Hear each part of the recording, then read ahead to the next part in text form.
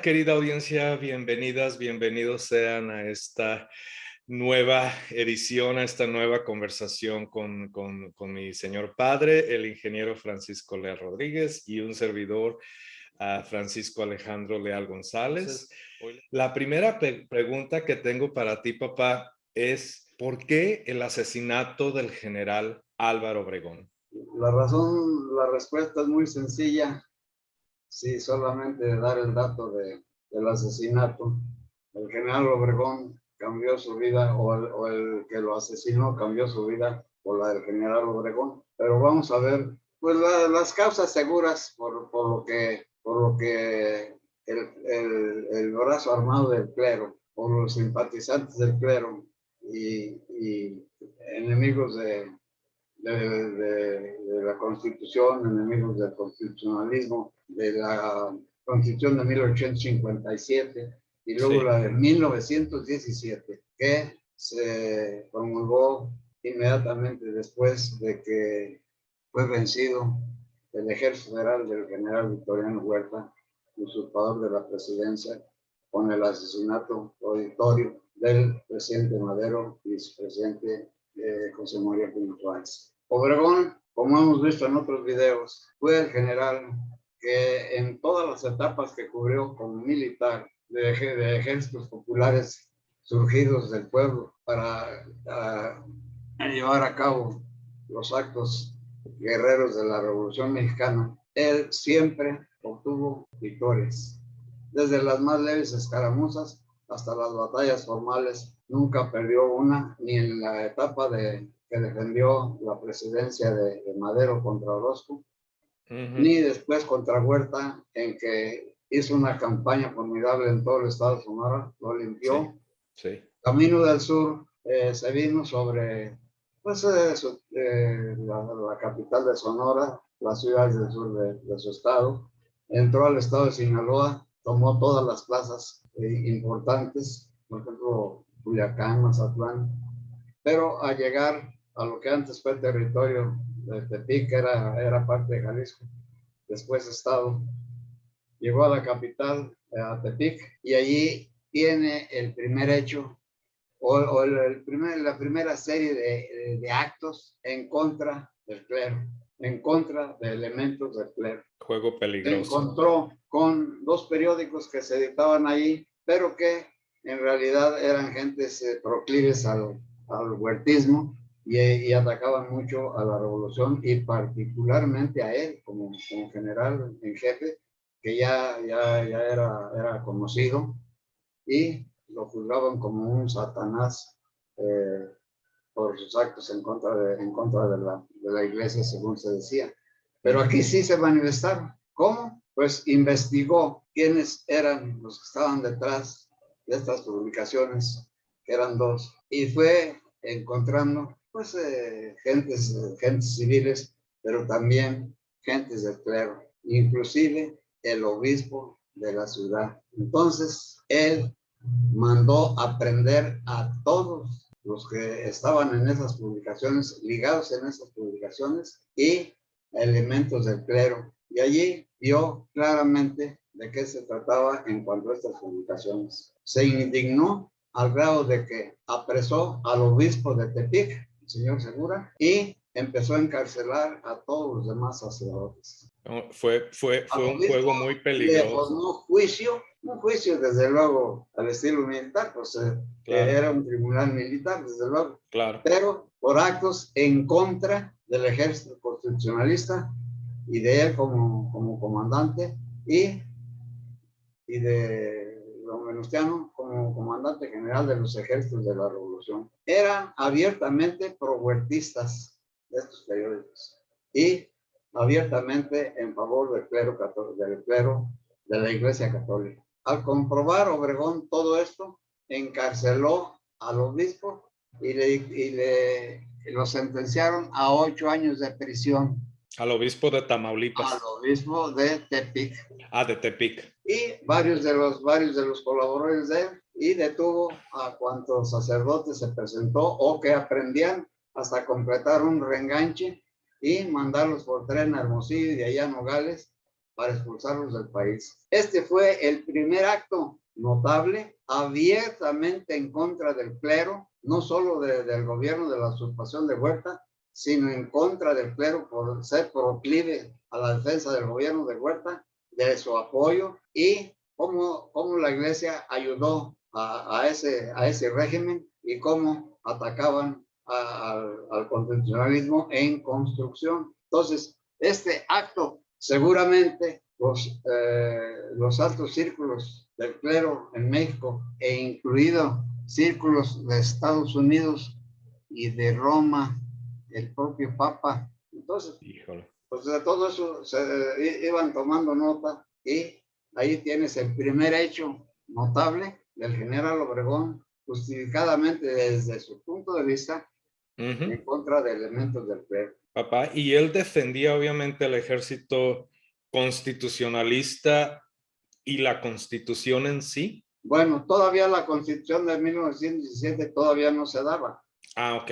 Pero sí, el proyecto del jefe Venustiano Carranza de constitución y reformas, o una nueva constitución para darle una nueva organización al país. Abiertamente, como se vería después, con castigo muy señalado para todo el clero del país. Este acto es el primer eslabón de varios que vinieron, se fueron presentando después. Al marchar Obregón con su ejército hacia el estado de Jalisco, con miras a la toma de Guadalajara, y que ya vimos que dio la batalla afuera de Guadalajara, que salieron a encontrarlo el ejército federal, y que fue la última batalla importante que terminó con el ejército federal, poquito después, una semana o dos, después de la toma de Zacatecas por Villa.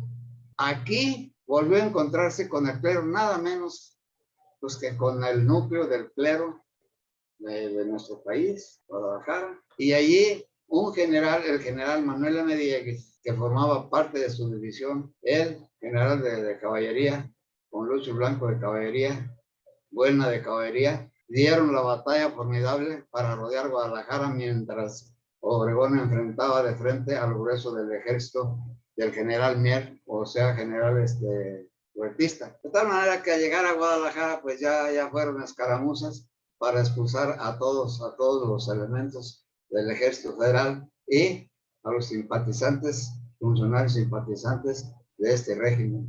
Pero ahí se encontró con el verdadero núcleo del clero de nuestro país. Podríamos decir que ese fue el primer factor que desencadenó una serie de eventos que terminaron, por supuesto, en la muerte del general. Es decir, de los atentados en contra de él.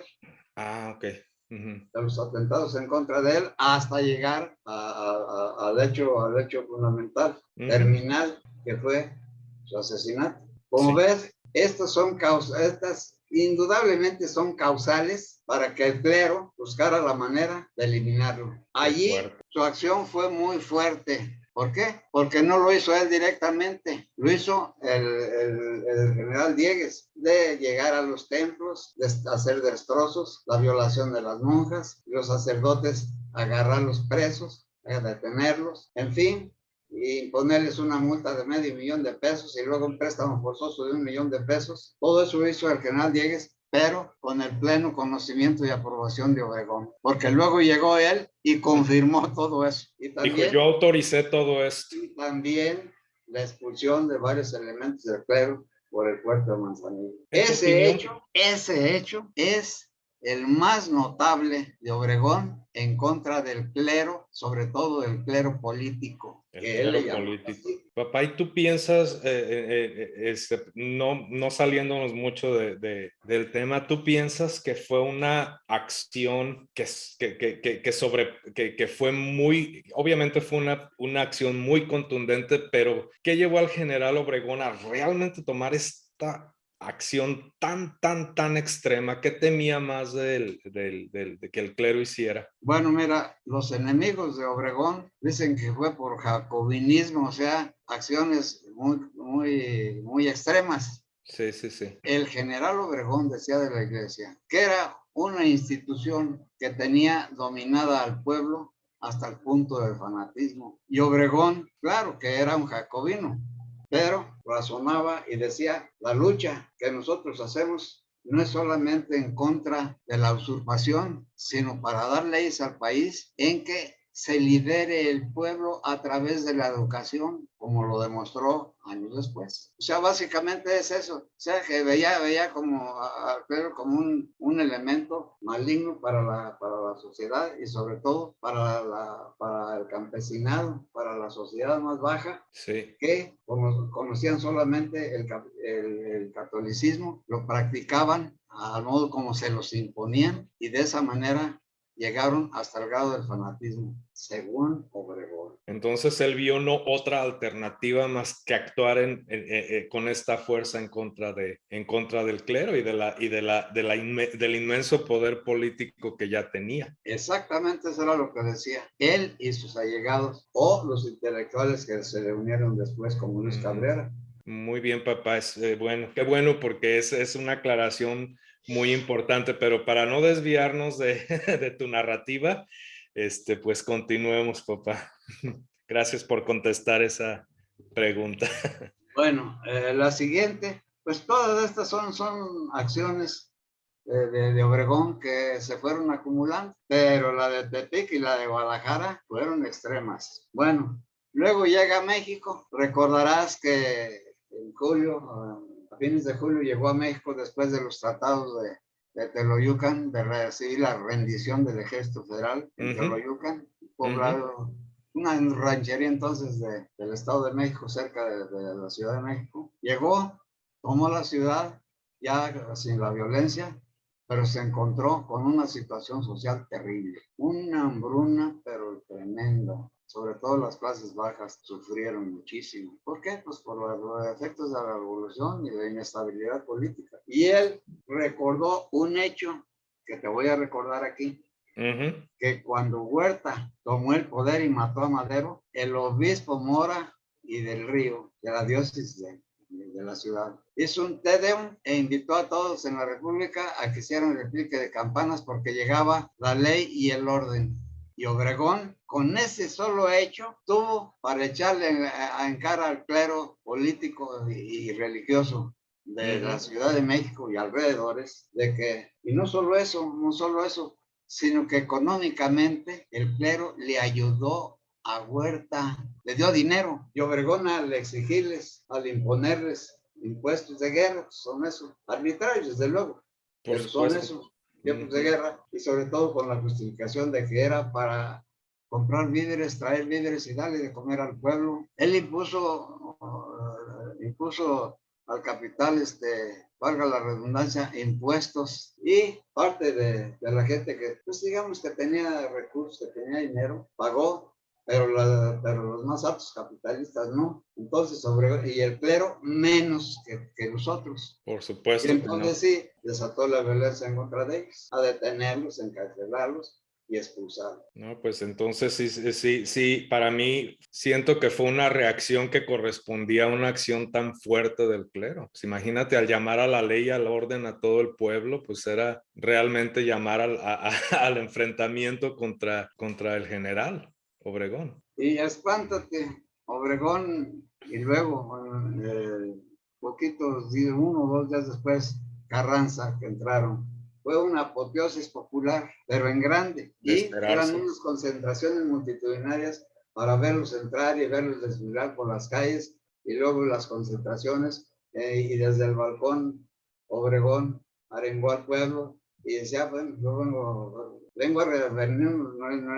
Nuestro comandante supremo, señor Carranza, tiene el programa para entrar al país, es decir, poner al país en la legalidad y en la constitucionalidad de todos los actos de gobierno para la gente, para los ciudadanos. Fue tanto la simpatía que despertó él, y desde luego por la admiración, porque pues era un general victorioso, no había perdido ni una escaramuza siquiera. Entonces, pues no solamente eso, sino que de allí pudo juntar, dice, si tuviéramos armas, aquí armaba yo un ejército de 25,000 hombres. Pues no, 25,000 no, pero 5,000 sí los enlistaron y se fueron y los mandó para Veracruz.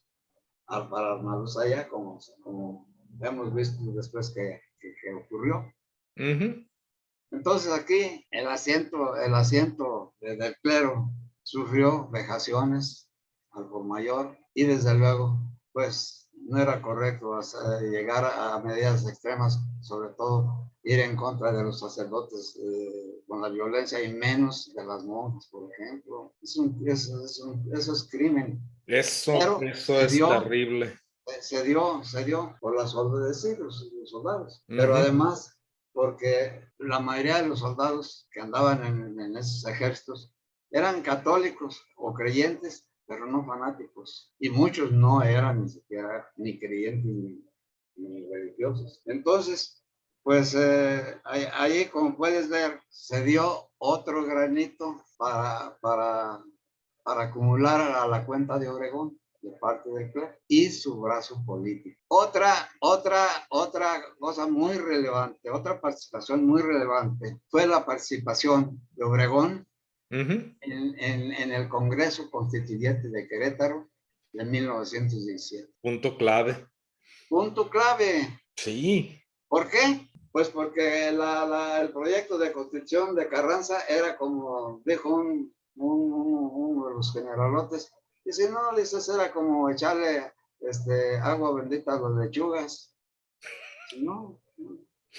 Y sin embargo ahí se crearon dos salas, una de gente moderada y otra de radicales.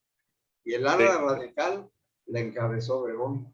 No era tan radical que digamos, pero así los tomaron ya. ¿Por qué? Pues porque Obregón participó junto con Mújica, que fue el padre de los artículos estos, porque fue el que mayor participó en la redacción, y Obregón en el apoyo del artículo. Pues el tercero, nada más sobre la educación, el quinto, del registro de profesionistas, del artículo 27, en que los recursos del país, los recursos naturales del país son del dominio de la nación, y varios apartados que tiene en donde la iglesia perdía todo. No, pues la iglesia definitivamente iba a reaccionar de una manera apoteótica. Entonces, fíjate lo que llevamos. Yo no estoy diciendo que por eso fue. Yo estoy exponiendo los hechos que precedieron al asesinato y toda la información que hay, que es de lo que más hay, sobre todo comentarios. Y aquí sí, pues aquí sí ya se empieza a definir la derecha en política y la izquierda. Es una pregunta que yo te hice en alguno de los otros videos, papá, que me intrigaba. Ya, aquí sí, digo, desde antes la clase alta, bueno, pues era la aristocracia. Claro. Y esa fue la madre de la posición política de la derecha. Esa fue. Entonces, después de que se promulgó la Constitución, Obregón, de 1917, promulgada el 5 de febrero de 1917, esa se discutió entre noviembre y diciembre de 1916 y parte de enero de 1917, y se promulgó en esa fecha, porque era la fecha en que se promulgó la de 1857. Ah, ok. Hecho interesante. Es interesante. Sí. Bueno, después viene Obregón, que es ministro de guerra de Carranza por un tiempecito. De Obregón, que no era para estar ahí bajo las barbas del señor, porque así decían. Y renunció y se fue para su tierra. Dice que a cultivar, era un agricultor de primera, ¿eh? O sea, hasta inventor de máquinas para... sí. Sí, tenía muchas cualidades, ¿no? Sí. Pero cuando vino la sustitución del presidente Carranza por término de su presidenciado, y esto ya lo hemos repetido en lo menos en 2 o 3 videos anteriores, pero lo cito nuevamente porque es un punto importante. Claro. La sucesión de Carranza era pues una sucesión que debió ser pacífica, pero el señor se encaprichó y no dejó participar a ningún militar. Sí recuerdo eso en alguno precisamente en un video que tenemos Sí. Querida audiencia de Carranza, muy específicamente, tenemos otro también, querida audiencia, que hablamos específicamente de la Constitución del 17. Espero tenerlo listo para concatenar con este video también, que estamos hablando de la Constitución. Bueno, se viene la sucesión y como no lo dejó participar, Obregón, tras mano, armó el plan de Agua Prieta, porque eso lo encabezó el gobernador Adolfo de la Huerta, sí, y el general Calles, Plutarco Elías Calles. Plutarco Elías Calles. Otros, desde luego, pero ellos lo encabezaron. Pero el jefe de todo era Obregón, pero él no figuraba. ¿Por qué? Pues para no inutilizarse en su candidatura por la presidencia. Pero evidentemente todos sabían que era Obregón, y los militares que se le adhirieron sabían que era el manco de Celaya. Por haber perdido su brazo. Sí, por haber perdido su brazo.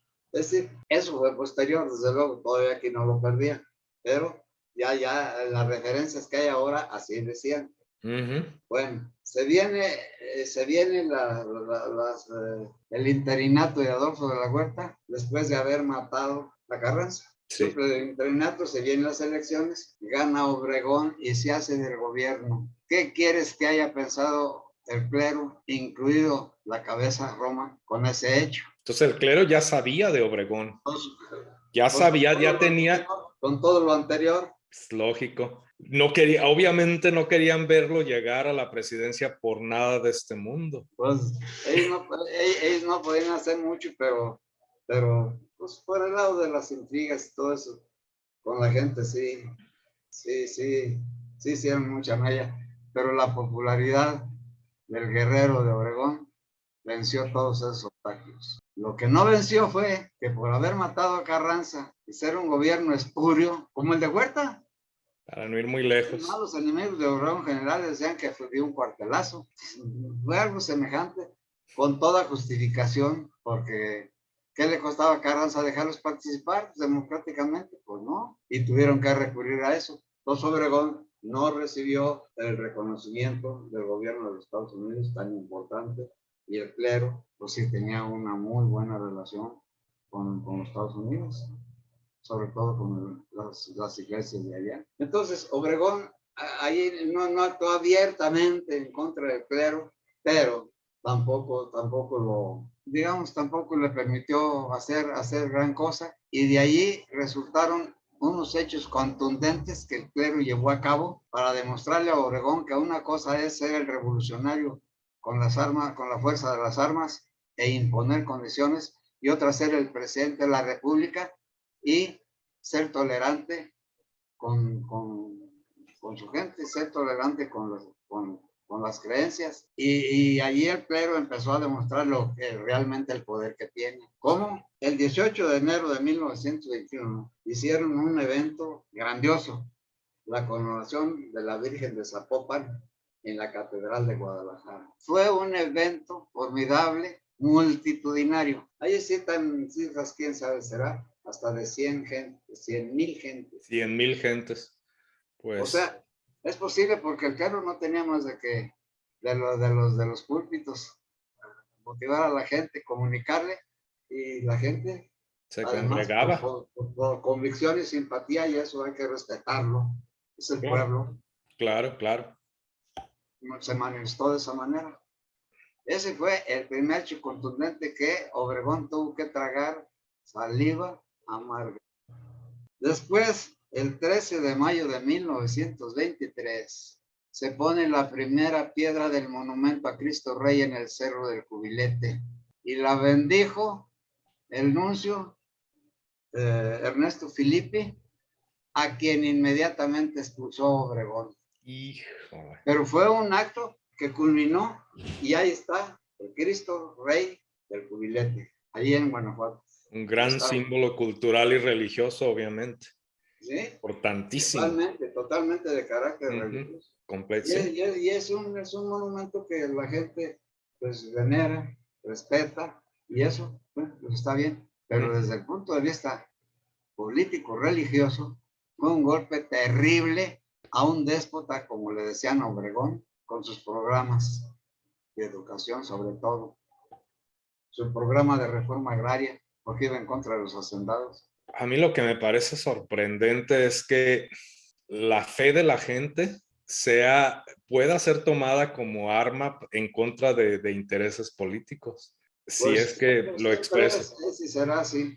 Sí, es sorprendente porque pues sí, obviamente estos fueron actos de decir, mira el poder que tenemos, General Obregón.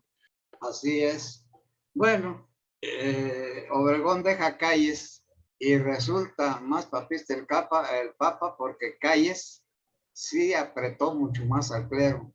Y ese solo hecho de heredar de esa manera, pues el clero no lo va a pasar por alto de ningún modo. Papá, ¿tú crees que, por ejemplo, la Secretaría de Educación, la Secretaría de Trabajo, estas secretarías no hubieran sido posible bajo una influencia total del clero político? El clero político ya tenía su programa educativo. Punto. Punto. Y lo tiene todavía. Y lo tiene. Me atrevo a decir.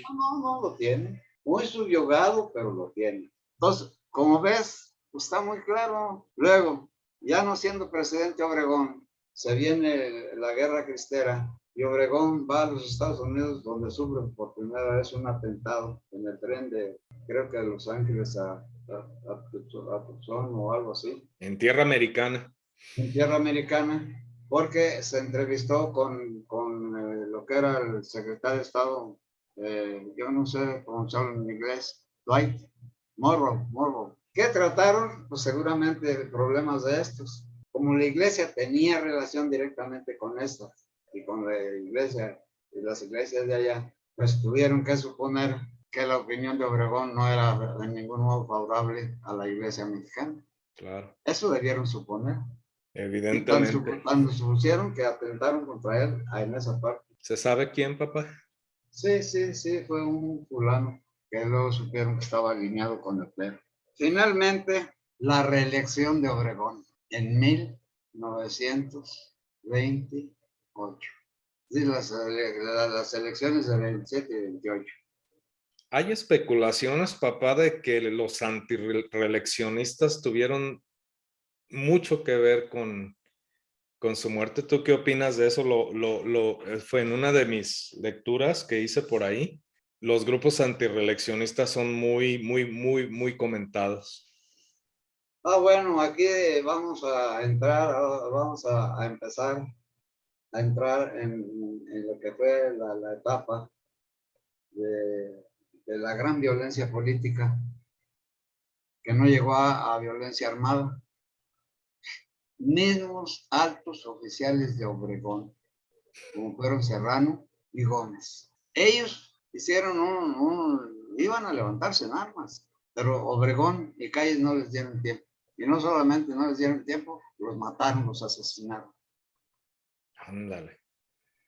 Eso para contestar esa pregunta que haces. Sí. Muy bien. Y porque vamos a ver que Obregón, cuando fue asesinado, vamos a ver qué otras cosas aparecieron allí según relatos pues, muy posteriores. Pero la reelección de Obregón se dio cuando se desató la guerra cristera. He aquí algo muy importante que acabo de conectar. He aquí, porque ya hablamos de la guerra cristera y vamos a seguir ahondando sobre esto, porque aquí en este punto parte un entendimiento más profundo, un análisis más profundo de cómo estas dos vertientes se unen. No sé si estoy...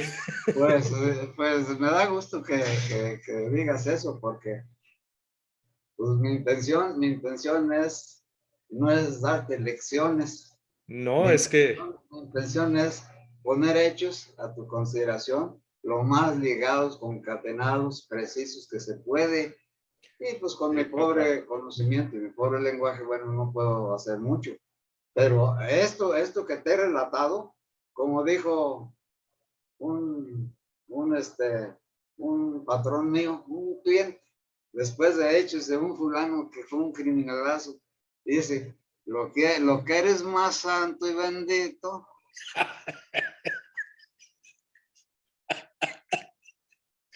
La sabiduría, La sabiduría. el sentido común tan específico, la sabiduría del Sí, sí, hijo. no, no, no, no, no.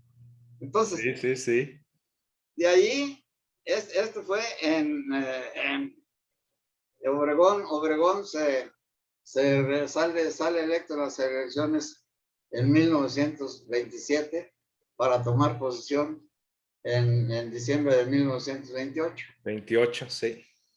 Acababa de ganar las elecciones el 17 de julio de 1927, lo asesinan. No alcanzó a Y ser aquí presidente. hay una maraña que yo te la voy a mencionar más o menos porque no me gusta a mí eso. Sí. Quien lo asesinó fue José León Toral, con una pistola que bendijo un padre. Y después, en la autopsia, resultó que Obregón tenía balazos por donde quiera. Quién sabe cómo estaría esa historia. Pero el hecho es que el que le quitó la vida, porque ahí quedó muerto, colocado en la mesa donde estaban comiendo, fue José de León Toral. Hay Porque un artículo las interesantísimo. heridas que le dieron se fue por la espalda y por la nuca. La Y nuca. todos los balazos que le dio eran, como dice las necropsias, mortales de necesidad. Así que lo que haya aparecido después que los otros ya hayan disparado, sus mismos compañeros, y eso, porque lo primero que pensaron es que Calles estaba en contubernio con eso. Y Calles puso en manos de todos los obregonistas la investigación y todo, y al parecer él nada tuvo que ver. Pero siempre la duda persiste. Y ahí te lo menciono yo para terminar con esto. La conclusión es que con toda esta cadena de hechos y muchísimos más, y los atentados que Obregón tuvo de gentes, compañeros de Toral, y que fueron fusilados porque le aventaron una bomba ahí en Chapultepec de un coche al de él y no le hicieron, sí, no lo mataron, pero ellos sí los agarraron, los juzgaron y los fusilaron a los hermanos Pro, un sacerdote jesuita, y a Luis Segura Vilchis, que era un ingeniero. Pues aquí tienen los hechos. Yo no digo que eso mató al general Obregón, los expongo porque a mi criterio doy por cierto que todo eso indudablemente formó una cadena que llevó a su asesinato mediante un atentado. O sea, todas las ventajas. O sea, ahí están las tres agravantes, premeditación, alevosía y ventaja. Y no es que el general no supiera en el peligro que estaba. Pues acaba de sufrir pues atentados, él sabía. Exacto. Y yo pienso que, como a veces dice, en estos casos pienso yo que bastante atinado, Krause, las derrotas psicológicas. Obregón estaba cansado. Era un individuo de una gran energía y una gran capacidad, pero ya estaba cansado. Es decir, ya la separación y esto estaba dado. Ya El estaba problema dado, es pero el clero no lo acepta. sí. Y seguimos, papá, y le recordamos a la audiencia que ni mi padre ni yo tenemos ninguna